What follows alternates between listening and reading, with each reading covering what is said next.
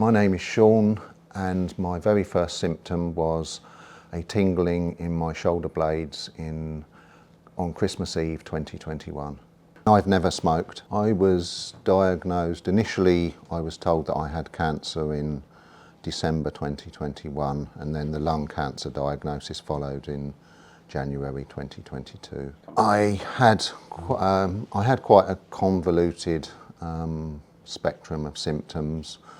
Initially, the first ones were just tingling in my shoulder blades and a little bit of abdominal pain, which came and went, so it wasn't a particular problem. That was on and off for 9 months, and then the last 3 months before diagnosis there were quite a few other symptoms. The shoulder blade pain became chronic, and the abdominal pain became worse. It would stop me walking, and I used to run quite a bit before my diagnosis, and actually now I'm on treatment, but up to diagnosis I found running was getting slower and slower, and eventually I had to stop running altogether because it just became so difficult. So I was very nauseous and coughing up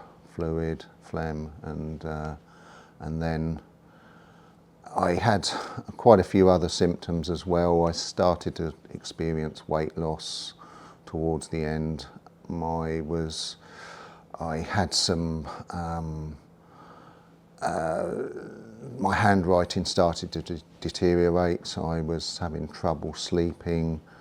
By that time I was already seeing a medical professional, and it took about 3 months within that process to actually get diagnosed in the end. I had a few tests. Initially I saw my GP in October, the beginning of October 2021. So I had some blood tests, which the results were abnormal. Some of the markers were abnormal, but a bit inconclusive. I had urine tests, a HIV test, basically just trying to rule out all of the other things. And then my GP said she didn't really know, she couldn't identify really what the cause was, so she referred me to Guy's Hospital, and they did an x-ray of my shoulder blades and underneath each arm at the beginning of November 2021, and I had some further blood tests. At the middle of November 2021 I was called back into hospital, and they said that they couldn't identify anything on the x-ray, surprisingly, and the blood tests seemed to be returning to normal, so I was referred back to the care of my GP. She was obviously certain that something was badly wrong with me, so she referred me back straight away to hospital.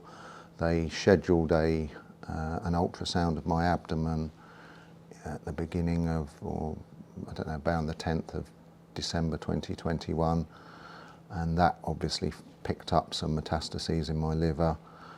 I got called in for a CT scan a few days later, and then on the 20th of December 2021 they told me that I had cancer rather along my spine and in my liver, but they didn't know the primary at that time.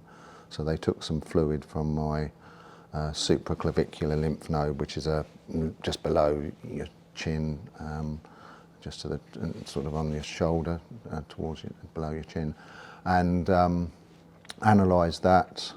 And then it was beginning of January 2022 that I was told that the primary had been identified as lung cancer, and then a little bit later I was told that a particular oncogene, in my case ALK positive, and then started treatment shortly after that. Because I was diagnosed about 5 years after Julia, by that time targeted therapies were quite well established for oncogene-driven lung cancer, so I went straight on to brigatinib. I didn't need chemotherapy, and at the start I'd never, like most people in my position, I'd never heard of targeted therapies or oncogene-driven lung cancers or ALK positive ROS1 or anything like that. But I took this tablet and it worked. I was really surprised how quickly it improved my symptoms. So I was diagnosed with metastases in my spine, liver and brain, and it seemed to get to work on those pretty quickly. My first scan in March 2022 showed a lot of the liver mets had reduced, were about half the size that they was just a few weeks before.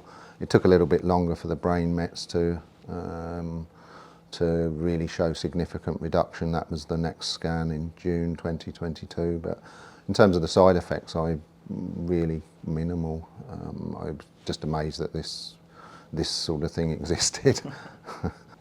Yeah, I'd echo really what Julia says. In my particular, for ALK positive, the median age of diagnosis is 50, so it's quite a lot younger than you would expect with lung cancer generally. And so I personally know, for instance, even patients in their 20s. So whatever, like Julia said, if you've got shoulder pain, if you've got this nagging cough, just go to your GP. If it's lasting longer than a few weeks, 3 or 4 weeks or something, make sure that and keep going back and try and get it resolved.